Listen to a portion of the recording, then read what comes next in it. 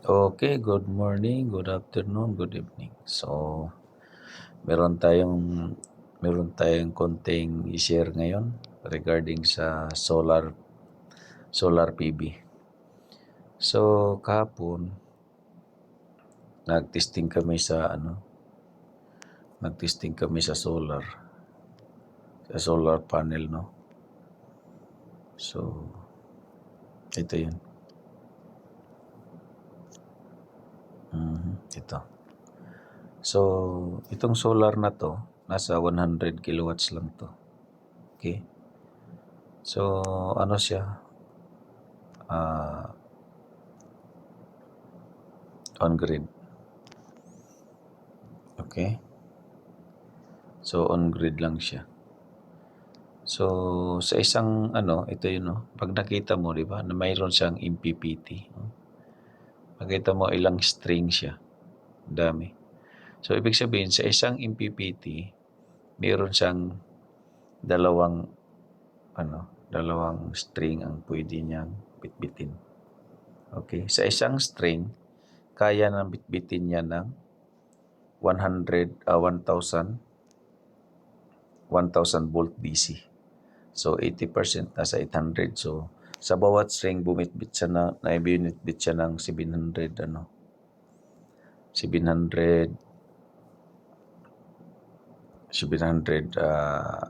volts. Kasi sa isang PV kasi, nagre-range lang siya ng 35 to 49 volts. Yung binibitbit niya. Okay. So, sa atin, yung naobserbahan ko sa mga DIYers natin, basta tumatakbo na yung solar, parang okay na. Parang ganun ang nangyari. Dito sa amin, iba. Marami kaming series of tests na talagang standard compliance yung inano namin.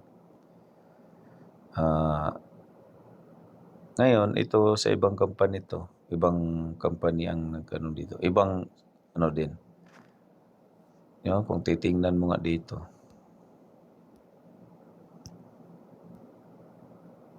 Yan abot sa ng hanggang MPPT 10.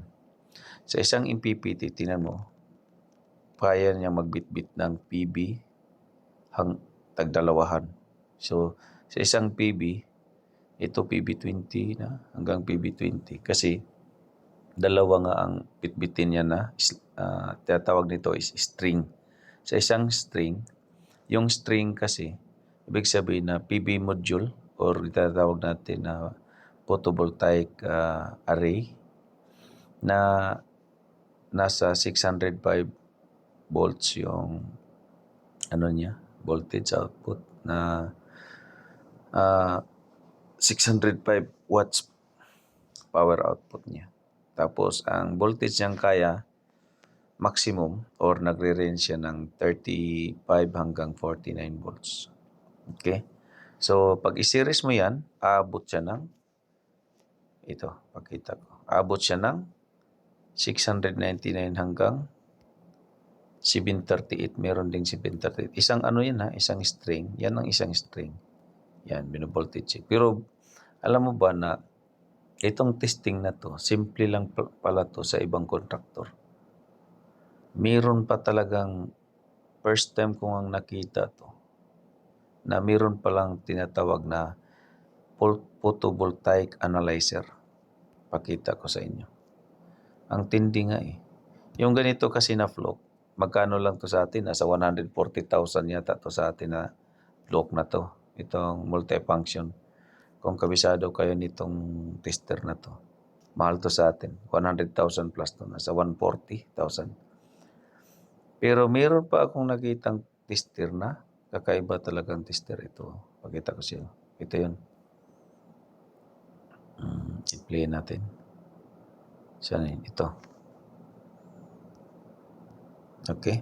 Kung titingnan nyo, talagang solar PV analyzer siya. In-inspect ko. Wala siyang calibration kasi bago talaga. So, pag ganitong mga test kit, mga bago, tanggapin pa rin namin yan kahit walang calibration kasi meron siyang tinatawag na product conformity na bago talaga siya. Kaya siyang gamitin 6 month to 1 year. Okay? Pero naka-state doon sa tinatawag na product conformity certificate. Okay? Na ibig sabihin, yung product na to is from the date of manufacture, calibrated siya. So, pag nakita mo yung date, na pagtingin ko is nasa 6 month pa siya. So, okay pa siya. Pasok pa siya doon sa sinasabi sa certificate. Pero, kung lampas na siya ng taon, kailangan mo na siyang ipa-calibrate. Okay? So, ganun tayo. Hindi naman tayo stricto, pero ganun ang requirement. Kailangan mo ng calibration certificate. Parang tao lang yan. Kailangan natin makalibrate din sa mga information knowledge natin. Araw-araw, nagbago-bago yung mode natin dito. Sa test kit na to, hindi nagbago talagang. Ayan. Kung basahin mo dyan, oh. Yan, oh. Oh. SMFT 1000. Okay? So, multifunction, PV. Oh, tingnan mo. Oh, tingnan mo lang. So, ibig sabihin ito, pag mayroon ka nito, pwede ka nang gumawa ng nameplate ng solar PV mo. Kung ilan yung BOC, oh, kung ilan yung meron din tong insulation resistance, pati yung short circuit current, no? Nakita mo? Yung ISC, short circuit current yan, 5.5. So after nito, pwede ka nang gumawa ng nameplate ng solar mo eh. Kung isa-isahin mo siya. Ito kasi string to. Ibig sabihin, series to, nasa 20 PV. Okay, pakita ko sa iyo kung ano yung PV namin. Ito yung PV namin. Yan oh. 600, yan oh. Madumi nga kasi alikabok. Pero nilinisan niya no. Isang PV dyan is 605 watts. Tapos matindi yung power panel namin. Ito yung tinatawag na online. So ibig sabihin, sa taas meron siyang UPS. Pakita ko sa iyo UPS. Saan ba yung UPS nito? Ito yata. Yun. Itong block sa taas, UPS yan. Ibig sabihin ng UPS, yung power backup niya, for in case na nawala yung supply power natin sa grid. So, yung UPS natin, nagsusupply siya sa ito. Ano kasi ito? Relay protection yan, no? Tingnan mo lang yung pangalan ng solar. Solar AC SMDB, 200 amps. Ito yung rating niya. So, solar AC, tingnan mo yung relay protection. Anong pinoprotektahan niya? Meron siyang 59. Ano yung IEC 59? That is over voltage. 27 is under voltage. Itong OF saka UF, ito yung over frequency saka under frequency. Saka meron din siyang RF saka OST. Okay?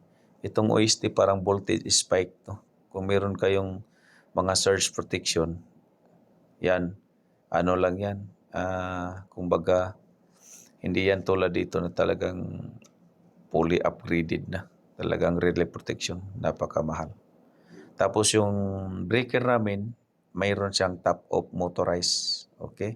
Ibig sabihin, pwede siyang kontrolin remotely na mag-open-close ng breaker. Tapos meron din siyang CVCT para ma-maintain kung meron bang unbalance or leakage protection niya. Okay, tapos meron din siyang surge protection AC. Itong pula na to, surge protection AC yan. Kasi yung surge protection AC, wala naman yang wala naman yang talagang protection lang yan na offline lang yan eh. Hindi tulad dito sa relay na to, talagang madidetect niya. Pwede niyang i-count kung ilang hit na siya. Kasi meron din siyang meron tong lightning protection sa taas. Lightning, nakita mo to? Asan yung mga lightning rod natin? Yan oh. Yan oh. Kaso yan oh, mga rod yan oh. Okay. Merong lightning rod yan. So, napakagandang tingnan mo. Oh. Nakuha siya ng resistance insulation, 553 giga ohms. So, itong multifunction na to, may kamahalan din siya. Napakamahal din, nasa Magkano daw nabili nito? Nasa mga 9,000. Sa atin nasa ano din 100,000 plus din. So kung DIY lang kayo, tularin nyo to. Ano mo, i-explain ko lang ha sa mga DIYers. Ako, nag-DIY din ako. May solar din ako sa bahay. Advice ko sa mga DIY, no, para iwas kayo sa mga sunog. Ganito yung gawin nyo. Bigyan ko kayo ng overview. Ano ba yung advantage saka disadvantage ng DIY? Okay? Ang advantage ng DIY is, una, nakasave ka ng 25%. Ano ba yung goal ng DIY? Ang DIY kasi, ang goal lang dyan is makasave ka ng pera sa pag-install. Wala namang ibang goal dyan. Kahit high school ka lang, kahit di ka nga high school, pagtingin mo lang sa tropa mo, tuturuan ka lang, marunong ka na eh. So, yan lang yung pinaka main goal. Makasave ka ng 25% sa total cost ng solar setup mo. Alam mo yung disadvantage dyan? Damage to life and property.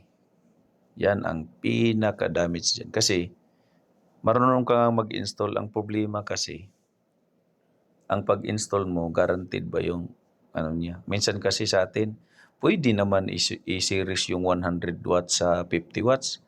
Pwede nga yung kable na 4mm lang gagamitin, gumagana naman sa bahay. Alam mo ba, lahat naman gumagana niyan. Ang problema, safe ba siya? Alam mo, pag undersize yung cable mo, okay, pag nagkaroon ka ng fault, hindi magte-trip yung breaker mo kasi yung mismong damage curve ng cable mo nandun sa unprotected zone. Kung tingnan mo yung reels ko dati, paano i-explain yung unprotected saka protected zone ng TCC curve. Kung engineering kayo, mabilis yung maintindihan yung TCC curve. Yung time current curve ng breaker, meron siyang tripping. Okay? Tsaka meron pa nga diyang coordination na nag-trip yung breaker mo pero sunog na yung module mo. Kasi ibig sabihin, merong overlapping yung time discrimination ng breaker mo. Kaya marami ka pang kakaining bigas dyan. Engineer nga dito, ang dami kong nakilalang engineer, hindi nga nakaintindi dito, kayo pa kaya na hindi nakapasok ng engineering. Yung knowledge kasi ng tao, nandun na yun. Ang problema yung wisdom, binibigay ng Panginoon yun sa taong hinog. Yung luto, deserve, yun. Kaya knowledge is not enough to succeed talaga. Kailangan mag-aral kayo ng mabuti, aralin nyo ng mabuti. Kasi pag maroon kayong experience, tsaka yung experience nyo, wala doon sa standard na kailangan. Yung experience nyo sa akin, 0 credit yun. Kasi kahit saan kayo nagtrabaho, tulad yan, ako nag-interview din ako as client representative. Ini-interview ko yung tao. Anong project mo? Kasi marunong ka daw sa mga NIC standard or NEC standard or Philippine standard ba yan o IEC or British standard. Ngayon, tinanong ko, yung project mo, nakita ko hindi siya American standard. So doon pa lang, paano mo nasabi na practice ka sa American standard? Okay? So sa CV pa lang na babasahin mo, pag nagtanong ako, hindi mo talaga maintindihan. Ilan yung qualification, ilan yung minimum standard ng insulation natin. Halimbawa, kung 13.8 kV, ano yung ini-inject natin na insulation sa kapasing? Doon pa lang wala na, nga na. Kasi hindi mo na-apply, ano ba yung may standard doon sa project nyo. Sa inyo kasi, pag hindi American or British standard, basta testing lang kami, ganito, ganyan. Not less than 1 megaohm, wala na. Not less than 25 megaohm. Kailangan yung maintindihan ano yung nasa NITA standard ba, nasa British standard. Mayroon talagang qualification or criteria na sasabihin na not less than 100 or not less than 100 megaohm stable, ganyan. Halimbawa, 100.1, NITA ATS, ganun. Mayroon ka talagang i-mention na standard na ito yung in-implement ko sa site. Pag ganyan yung pagkaano mo, pasok ka. Pero pag ganito, ganyan lang, kasi ang procedure, meron tayong sequence. Ngayon, meron akong kasi sa testing, sa installation, nandun na kasi yan. Paano yung installation height ng panel? Basta minamount lang namin kung wall type, anong height ng panel kung wall type. Wala nga hindi nga. O kung sinasabing MCCB, anong maximum na breaker size? Bakit sinasabi siyang MCCB? MCB, bakit sinabing MCCB? Anong protection meron siya? Okay? So, meron siyang mga klase-klaseng protection sa breaker. Okay? So, kung hindi nyo naintindihan yung sinasabi ko, hindi kayo experience talaga. Kaya pag ako nag-interview, doon ko makita na na capable yung tao. Okay? Pag sinabi kong 5 years experience yung kailangan, tapos nag-interview ako ganito, kulang. Lalo na kung stand-alone yung project. Ibig sabihin, ikaw talaga yung maghawak at ikaw maghawak nito. Okay? Ganun yun. So marami akong kaya marami akong nakita na hindi siya experience sa dito. Pero ito yung kailangan ko. Talagang hindi siya kailangan. Alam bakit? Risk kasi sa tao yun. Ba't mo siya i-assign sa bagay na yun na hindi naman siya capable mag-handle? Okay? Ganon yun. Huwag niyong ilagay yung sarili niyo sa posisyon na hindi niyo kaya. Kasi si iba dito, stand alone dito. Ibig sabihin, ikaw lang talaga mag-manage. Saka hindi kulang ilaw yung information na mag-research ka lang. Iba yung kahit graduate ka ng engineering. Ako, graduate ng engineering, napakalayo pagdating dito sa testing saka inspection. Yung sinasabi nga nila doon sa annual national convention na ang mga academe daw pwede daw mag-PE kasi 2 years kailangan. Alam nyo, sa 2 years experience, 1 taon lang yung credited dyan. Kasi yung isa, pakuyakoy lang kayo sa site niyan. Parang orientation lang yung 1 taon yan. Pagpunta mo sa site mismo as build, di mo nga alam ano yung IFC, NCR, mga ganyan. Nako, di mo alam sa site yan ha, ano ba yung mga ganyan? Kasi wala sa school kasi yan. Yung mga MIGIR na sinasabi, yung term, MIGIR kasi brand lang yan. Pero sa ibang sinasabi MIGIR, insulation resistance daw yan. Hindi Ang MIGIR kasi, nag-insulation daw. Hindi, ang MIGIR kasi yan? Brand yan, manufacturer yan. May MIGIR nga na analyzer eh. May MIGIR nga na clammeter eh. Mayroong MIGIR na earth resistance tester eh.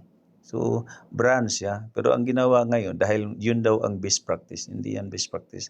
Yan ang maling term na na-apply natin. Pero since na ginagawa na rin ng iba. Pero marami kang adjustment talaga. Pero ang advantage lang sa engineering, tulad ko, may technical know-how ka. Pag tingin mo, alam mo siya. Kasi meron ka ng technical know-how, technical knowledge. Kasi lahat ng mga terms na alam mo, lahat ng mga calculation na alam mo, na-apply mo sa site. Paano mag-calculate ng loop impedance, yung fault calculation. Okay? Paano yung mga harmonics na yan? Paano natin i-filter yung harmonics? Power factor correction, calculation. Pwede natin. Pagdating dito sa site, meron na tayong idea paano siya gawin. Tapos may training ka pa na mga international training, exposure sa lahat ng klase ng mga testing device. At ikaw mismo yung nagpe-perform. Yan solid yun ang tinatawag na theory and practical knowledge. Yan ang pinakamaganda. Plus experience mo. Nako, napakaganda yun. Walang maloko. Ako sa akin nga, na-feel ko nga sa sarili ko, napakaganda magtrabaho na mag-manage sa isang project na marami kang experience na naranasan mo noon. Ngayon nga, sabi ko nga, wala, kahit 3 contractor yung hinawakan ko, sabi ko, kahit mga first timer pang iba nag-testing, sabi ko, routine test lang yung gawin nyo. Visual mechanical inspection. Kasi yung installation nandiyan na napakabilis lang. Pag marunong ka sa standard paano yung floor mounting, erection ng mga switchgear, or mga wall mounting ng mga panel, alam mo na yun, wala na, given na yun siya.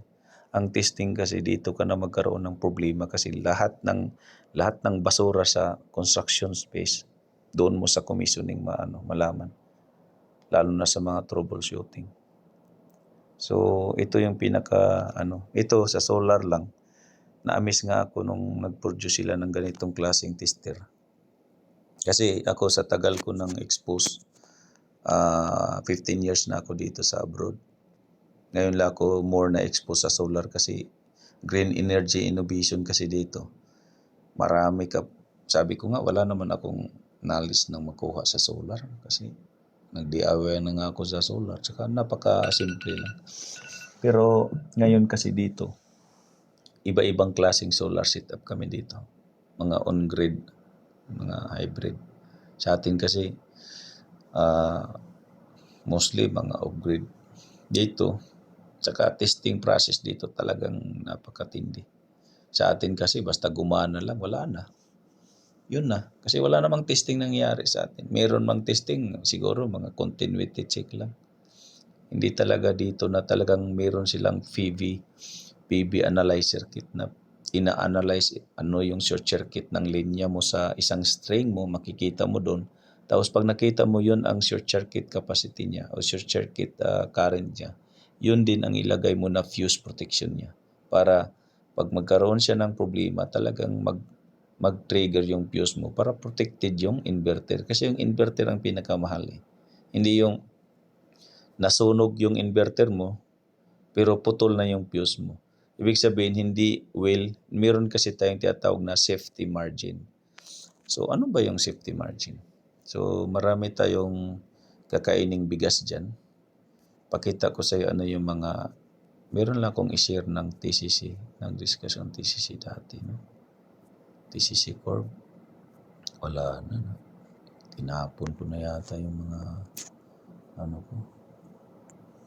Ito yung mga solar.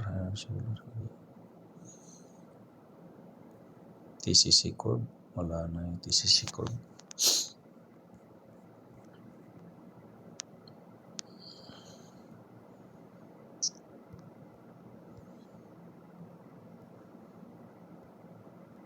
So, asan na yun? Para nyo kung ano yung TCC Corp. Meron tayong safety margin sa pag-coordinate ng time current curve or TCC. Kaso nga, pag hindi nyo masyadong coordinated yan, nagtitrip yung breaker nyo or yung fuse nyo, sunog na rin yung module nyo or yung pag nakita mo nga ito yung mga ito yung multifunction tester din na isa. Bakit tayo nagkuha ng loop impedance? Tingnan mo, 2.1 KE. Ano yung KE? 1,000 ampere, di ba? Yung 2.1, alam mo ba yung 2.1? Ilan lang tong breaker na to? Alam mo yung size ng breaker na ito? 40 amps lang. Paano siya nakarating dyan ng 2.1 sa 40 amps? Sabi mo, sunog na yung breaker yan. Hindi. Kasi ang breaker natin, alam mo ba, ang type C is umabot ng meron siyang hanggang 3, meron siyang multiplier dyan na yun ang tinatawag na yung interrupting capacity ng breaker. Okay? Yung KE rating. So, yung pag sinabing KE rating, meron siyang 8 KE. Okay? Ibig sabihin ng 8 KE, kaya ng breaker na yun ng 8,000 amps, makapag-trip siya na hindi pa rin siya masisira. Meron kasi tayong tinatawag na ICS saka ICU. Ano ba yung ICS? Itong ICS, ito yung interrupting capacity ng breaker na pwede pa siyang put in back to service.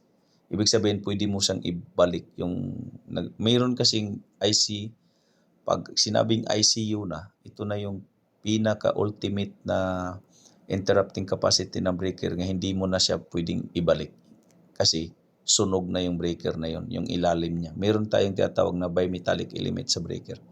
Kung mag-cut away view kayo ng breaker, yung pagtingin nyo sa breaker, hindi enough yung naintindihan nyo. Kung di nyo idaan talaga sa testing laboratory. Ako nakadaan din ako ng laboratory. So, pag nasa laboratory, makikita mo yung breaker na talagang paano isinusunog yung breaker. Okay? Pag sinusunog yung breaker, ibig sabihin, yun, ito. Ito, nakita mo yung mga ganyan. TM lang to ha, yung thermal mag na protection. So, simple lang tong breaker na to. Ibig sabihin, MCCB pag ganito. Okay? Mostly sa MCB kasi, thermal protection lang yun. Pag nakita mo, itong arrow na to, yun ang tinatawag na magnetizing protection. Nagmamagnetize. Ito na yun. Itong nasa multiply 4 to nasa mga 8. Tapos itong 1, okay, nasa mga 1.2, ilagay mo na lang 1.3 to 4, ito naman yung thermal protection. Tapos dito sa instantaneous na to. So, ito yung sinasabi ko. Pag undersize yung cable mo, nandito ka sa boundary ng not protected. So, ibig sabihin, pag nagkaroon ng spark, halimbawa, meron tayong mga tinatawag na human error, nadikit mo bigla yung positive-negative or nadikit mo yung line to ground, nag-spark siya. Yun ang tinatawag nating fault. Yung spark na yun, nagkaroon yun ng current flow, high current flow sa line. Ngayon, yung breaker mo hindi nag-trip kasi yung spark na yon, yung current na yon, hindi nakaabot sa multiplier ng breaker para mag-trip. Assume natin, ang breaker mo is 15. Alam mo ba na ang 15, nag-trip yan sa times 3. So, 45. Tapos yung gamit mo na size ng kable is yung 14 mm lang. 14 AWG or American wire gauge. Ang equivalent dyan is I think 1.6 mm squared lang yan. So ang rating lang maximum yan, 20 lang yata eh. Dati nag-inject ako niyan ha, kasi dati nag-experiment din ako. Matagal na sa 2000, 2015 pa ito. Lahat ng mga kable in-experiment ko yan. Dati kasi nung ako pa testing pa ako dati. Ngayon kasi management na ako. Ang ginawa ko, mayroon akong primary injection. Lahat ng wire na size, yung wala akong libangan dati, pinapa-injectan ko yan, yung 2.5. Ilan ba talaga yung maximum niya? Tapos, mayroon akong thermal graphic survey. Ibig sabihin, tinitira ko yung temperature, yung wire. Tapos, tiningnan ko sa table, yung 75 degrees Celsius, ilan yung current. Tama yung nasa table. Kaya, sundin nyo talaga yung nasa table. Ang problema lang, pagdating sa current niya, halimbawa 75 degree na yung init ng kable. Okay? Alam mo ang current lang na kaya diyan, nasa mga 25 pa. Na 25, nasa 30. Tapos yung tripping ng kable mo is 45. Paano mag-trip 'yun? Okay? So, ibig sabihin, merong something na problema yung NEC natin. Ako, hindi naman ako nag-ano dyan kasi yung standard na yan, so, napakatagal na, walang revision yan. Meron kasi tayong tinatawag na temperature coefficient. Okay? Pag sinabing temperature coefficient, pag napakataas yung environment natin na temperature, naapektuhan din yung cable natin. Ngayon, to increase the current flow of the wire, tinanggalan ko siya ng insulation. Kasi ang insulation, nagbase din yung current mo. Okay? Tinanggalan ko ng insulation. Alam mo ba? Aabot siya na hanggang 80 to 70 ampere ha. Pero pa rin siya, napakainit na. So, ibig sabihin, susunugin yung insulation mo talaga. Okay? So, diyan makikita na huwag kayong gumamit ng undersize na cable sa bahay nyo. Ganito ang gawin nyo. Mas maganda pa mag-oversize sa cable nyo kaysa mag-undersize. Kasi pag nag-oversize kayo ng cable nyo, talagang safe. Nag-trip talaga yung breaker nyo. Okay? Ang problema lang, mahal yung kable. Pero at least, safe ka.